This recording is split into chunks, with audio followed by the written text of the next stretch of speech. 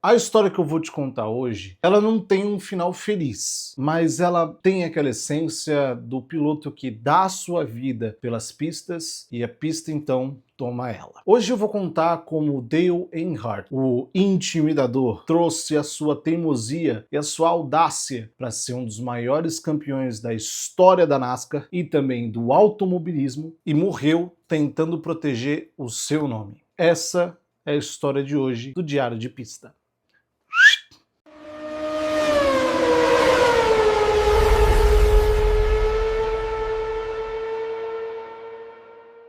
Se você já viu algum vídeo do canal, você sabe que eu gosto de contextualizar a época. E a gente vai dividir em dois. Quem é Dale Earnhardt e o que ele tinha como objetivo. Afinal, alguém que ganhou 7 vezes o campeonato principal da NASCAR, que é a NASCAR Cup, não é qualquer pessoa. Então temos que voltar no tempo e ir para 1975, quando o filho de um piloto que já era campeão da NASCAR, Ralph Earnhardt, morre por infarto aos 45 anos. E Ralph, em sua vida, disse ao seu filho que não queria que ele se tornasse piloto e que não queria que ele seguisse os passos do pai. Ele, por assim, obedeceu, vamos colocar assim, ele respeitou. E assim que seu pai morreu, Dale entrou em um carro e começou a competir profissionalmente pela NASCAR. Com o seu carro número 8, que não era o número pelo qual ele ficou conhecido, já começou a correr em 75, mas apenas algumas corridas, quando finalmente em 1979 conseguiu o seu primeiro contrato de temporada completa, sendo então considerado novato do ano. E melhor ainda, no ano seguinte, em 1980, já conquistou o seu primeiro título da NASCAR. Foi a primeira e única vez na história que um piloto que entrou em um ano e foi o melhor rookie do ano, foi campeão no ano seguinte. Isso já parecia um feito incrível, mas a década de 80 é marcado por títulos do Dale Earnhardt, se igualando ao Richard Petty. Para quem é do mundo do automobilismo, sabe quem é o Richard Petty, mas eu vou te dar só um detalhe. Lembra do Rei, aquele carro azul do filme Carros? Então, o nome dele é Rei porque o apelido do Richard Petty é Rei. O Richard Petty é o carro azul do Carros. E é a história da semana que vem, tá? Já fica aqui esse spoiler. Então temos um piloto conhecido como intimidador e multicampeão na NASCAR. Ele era conhecido como intimidador e conseguiu tanto sucesso porque era um piloto que não media esforços para poder ganhar. Ele era aquele que abusava dos toques permissivos do qual a NASCAR sempre foi conhecida, né? A NASCAR nada mais é do que um MMA de carro. Você pode trocar porrada contanto que seja justo. Se você for pro lado da canalice, aí não é legal. Mas contanto que seja na bola, não tem problema. Você pode trocar porrada com o cara da frente. E o Dale Earnhardt era aquele que ele já tava aqui já, ó. Vem. Você vê que a guarda tá baixa, né? Manjo pra cacete de porrada. Enfim, né? E por isso ele teve a sua fama de piloto que você tem que tomar cuidado pra ultrapassar, e se você estiver na frente, é melhor você olhar mais no retrovisor do que pra pista, viu? Só que um piloto de muito sucesso e que tinha um apelido intimidador, né? Ainda tinha algo a conquistar na sua carreira. A corrida mais importante que existe na NASCAR é as 500 milhas de Daytona, ou a Daytona 500. Caso você não conheça, muito prazer. Ela é o que seria a Indianapolis 500 na Indy. E na Fórmula 1, Mônaco. A Fórmula 1 ela tem esse problema com Mônaco que eu não consigo explicar o porquê. Monza é muito mais legal. E Silverstone também. Mas enfim, foram 19 tentativas desde quando ele estreou na NASCAR. 19 tentativas. Dessas 19 temporadas no qual ele tentou ganhar as 500 milhas de Daytona, ele ficou em primeiro em algum momento da corrida por 17 vezes. E ele quase ganhou no mínimo umas 5. Ele já entrou na última volta em primeiro e foi ultrapassado na curva 4. Ele já entrou na última volta e o pneu dele estourou. Ele já capotou. Ele fez de tudo, já fez pole, depois não conseguiu, assim. Então ele não conseguia, de jeito nenhum. A gente sabia que um piloto 6 vezes campeão daquela categoria não ganhar a Daytona 500 era sim um asterisco na sua carreira. É muito importante você ter um título nessa corrida. Detalhe que não é uma vitória, é um título na Daytona 500. E isso só foi quebrado em 98.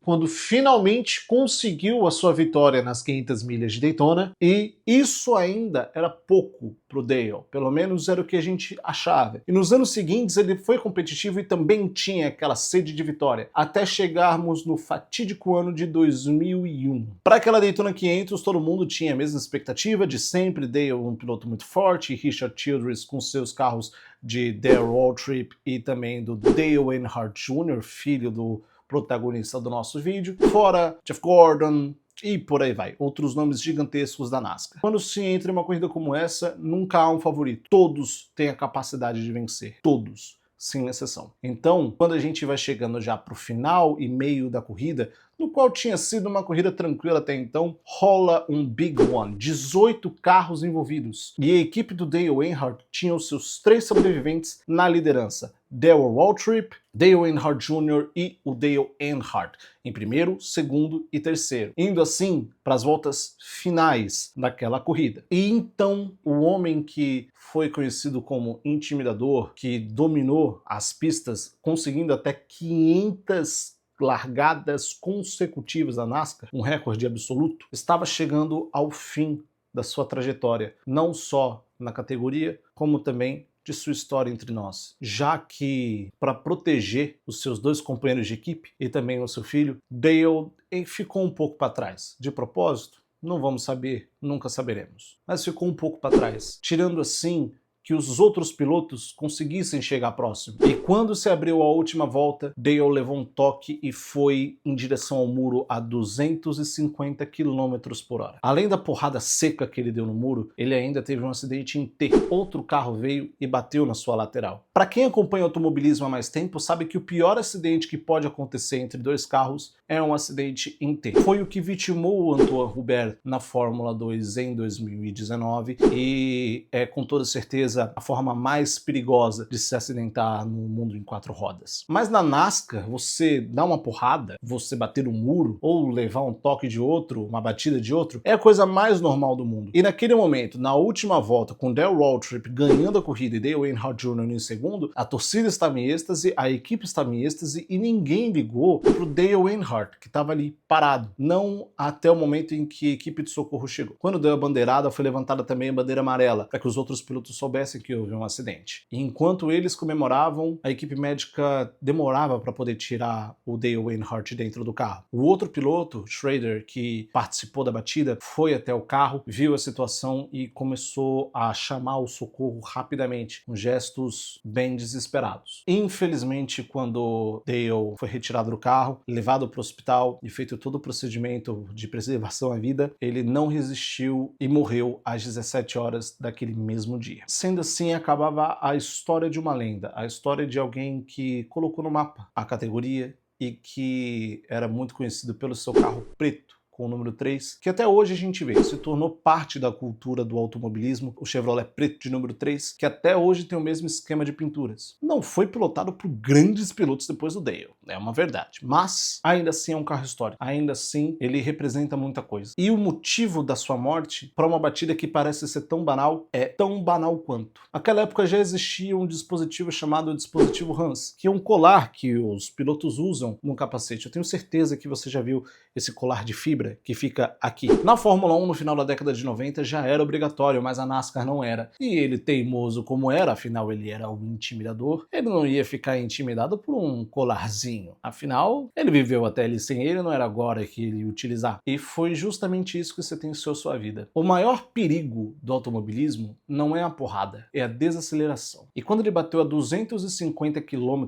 por hora no muro, a desaceleração foi tão grande que o seu pescoço fez um movimento de chicote, quebrando assim a coluna de Dale. Ele morreu praticamente na hora. Não havia como salvá-lo. E o simples dispositivo Hans, que impede esse movimento de chicote do pescoço, poderia ter salvado a vida dele. Esse mesmo dispositivo que se tornou obrigatório na NASCAR em 2005, após não só o acidente do Dale, mas outros acidentes que rolaram no automobilismo. Perder um grande nome por algo que seria evitável deu um choque em todos do esporte, não só da categoria. E é assim que a segurança no mundo do automobilismo evolui. A gente já perdeu outras grandes lendas como Gilles Villeneuve, Tim Clark, Ayrton Senna, Dale Earnhardt e outros pilotos que tinham um futuro promissor como Antoine Hubert e também o Jules Bianchi, todos por acidentes que poderiam sim ter sido evitados. Então, a memória que fica do Dale Earnhardt não é só por um grande piloto, não é só por um Monte Carlo preto de número 3, mas também do quanto é importante e do quanto a segurança no mundo das quatro rodas evoluiu. A gente ainda poderia tê-lo aqui, mas infelizmente hoje temos somente a lenda. Essa foi a história de hoje. Eu sei que ela não tem um final feliz, mas é uma história necessária e interessante para todo mundo que curte o esporte. Eu espero que você tenha gostado. Lembrando que nas próximas semanas, durante essa pausa da Fórmula 1, eu vou aproveitar para trazer outras histórias de outras categorias para vocês. Além disso, fique ligado no canal, pois eu estou fazendo análise de meia temporada equipe por equipe, e nas minhas redes sociais, no Instagram e também no TikTok, você vai ver todos os dias, durante essa pausa de verão, uma análise piloto por piloto. 22 pilotos em 21 dias. Então me segue lá também. Comenta aqui embaixo se você chegou a ver o Dale Earnhardt ou se você lembra, tem uma memória do carro histórico número 3. E eu aguardo você no nosso próximo vídeo. Um beijo a todos e tchau.